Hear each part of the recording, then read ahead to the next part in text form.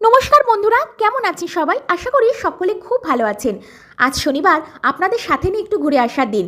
আজ শিমুলতলার পুরনো বাড়িগুলির বেশ কয়েকটি ছবি আপনাদেরকে দেখাবো। শিমুলতলার পুরনো বাড়িগুলি যেন সময়ের এক নীরব সাক্ষী।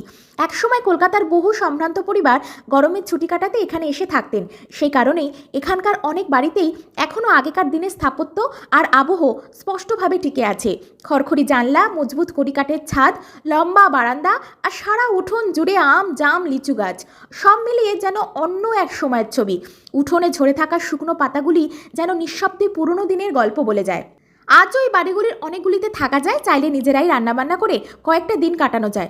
সকালে পাখির ডাক, দুপুরে গাছের ছায়ার, বিকেলের নরম আলো, সব মিলিয়ে মনে হয় সময় একটু বেশি ধীর হয়ে গেছে।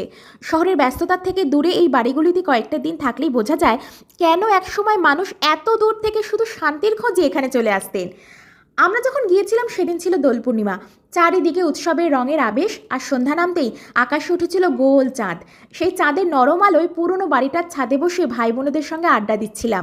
চারপাশে উঁচু উঁচু গাছ, হালকা বাতাসে পাতার খড়খড়ে শব্দ, নিস্তব্ধ রাত। মনে হচ্ছিল আমরা যেন কোনো পুরনো দিনের গল্পের চরিত্র।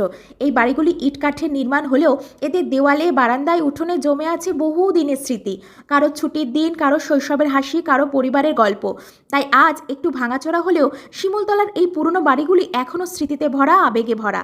এরা যেন নীরবে আগলে রেখেছে সেই হারিয়ে যাওয়া দিনগুলির ছোঁয়া। আজ এটুকুই। পরের শনিবার আপনাদের সাথে শিমুলতলায় আমাদের তোলা আরও অনেক ছবি নিয়ে আড্ডা দেব। ধন্যবাদ।